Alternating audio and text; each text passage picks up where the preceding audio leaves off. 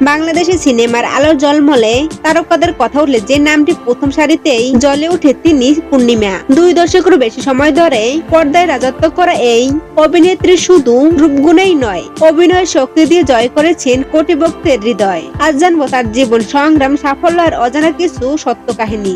তো বন্ধুরা, ভিডিওটি শুরু করার আগে তোমাদেরকে ছোট্ট একটি অনুরোধ, তুমি যদি আমার চ্যানেল নতুন দর্শক হয়ে থাকো তাহলে ভিডিওতে লাইক দিয়ে চ্যানেলটি সাবস্ক্রাইব করে পুরো ভিডিওটি দেখতে থাকো। তো বন্ধুরা, আর দেরি না করে মূল ভিডিও শুরু করি। পূর্ণিমার আসল নাম দিলেরাহানি প্রীতা। তিনি 1981 সালে 11 জুলাই ফটিকছড়ি, চট্টগ্রামে জন্মগ্রহণ করেন। ছোটবেলায় তিনি ঢাকায় বেড়ে ওঠেন এবং পরবর্তী সময়ে অভিনয়ে যুক্ত হন। এই জীবন তোমার আমার সিনেমার মাধ্যমে পূর্ণিমা চলচ্চিত্র জগতে প্রবেশ করেন। এই জীবন তোমার আমার সিনেমাটি রিলিজ হয় 1998 সালে। আর তারপর থেকে তিনি নানা ধরনের ছবিতে কাজ করতে শুরু করেন।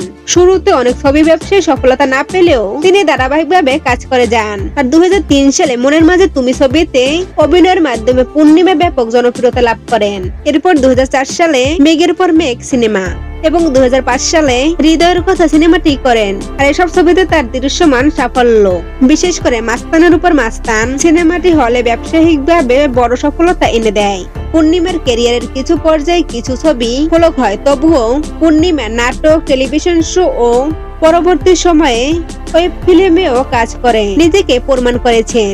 তিনি টেলিভিশন শো উপস্থাপন ও অতিথি হয়েও প্রাসঙ্গিক মিডিয়ায় কাজে অংশ নেয়। পূর্ণিমা 2010 সালে তার অভিনয়ের জন্য বাংলাদেশে জাতীয় চলচ্চিত্র পুরস্কার জিতেন। ওরা আমাকে ভালো হতে দিল না চলচ্চিত্রের জন্য।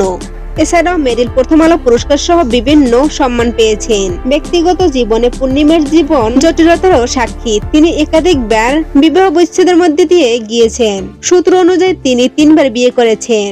2005 সালে তিনি প্রথম বিয়ে করেন মোস্তাককে। আর 2007 সালে মোস্তাকের সাথে পূর্ণিমার ডিভোর্স হয়ে যায়। আর একই বছরে 4 নভেম্বর পারিবারিকভাবে আহমেদ জামালকে বিয়ে করেন। আর তিনি 13 এপ্রিল 2014 সালে কন্যা সন্তানের মা হন। আর পূর্ণিমার মেয়েটির নাম হলো আরশিয়া মাইজা। আর 2022 সালে ফাহাদের সঙ্গে পূর্ণিমার ডিভোর্স হয়ে যায়। আর তিনি আবার তৃতীয় বিয়ে করেন 2022 সালে আশফাকুল রহমান রবিনের সাথে বিবাহ বন্ধনে আবদ্ধ হন। আর বর্তমানে তিনি তার সঙ্গে সংসার করছেন। সুন্দরী এই নায়িকা বাংলাদেশের রিয়াজ ফেরদৌস ও মেগাস্টার শাকিব খানের সঙ্গেও সিনেমা করেছেন। নবপ্রজন্মের প্ল্যাটফর্মে পূর্ণিমা কাজ করেছেন। 2021 সালে তিনি ওয়েব ফিল্ম মুন্সিগিরিতে অভিনয় করেন। এখনো পূর্ণিমা চলচ্চিত্র ও মিডিয়ায় সংগীত।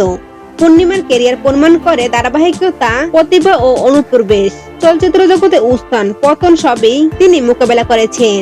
আপনি যদি পূর্ণিমার কোনো নির্দিষ্ট ছবি বা জীবনের কোন অংশ সম্পর্কে বিস্তারিত দেখতে চান, সেটা অবশ্যই কমেন্ট করে জানাতে ভুলবেন না। আর ভিডিওটি যদি তোমাদের কাছে ভালো লেগে থাকে তাহলে ভিডিওটা অবশ্যই বেশি বেশি করে শেয়ার করে দিও। আর এরকম ধরনের তারকাদের সম্পর্কে ভিডিও পেতে আমাদের চ্যানেলটি সাবস্ক্রাইব করে আমাদের চ্যানেল সাথেই থাকুন। ধন্যবাদ।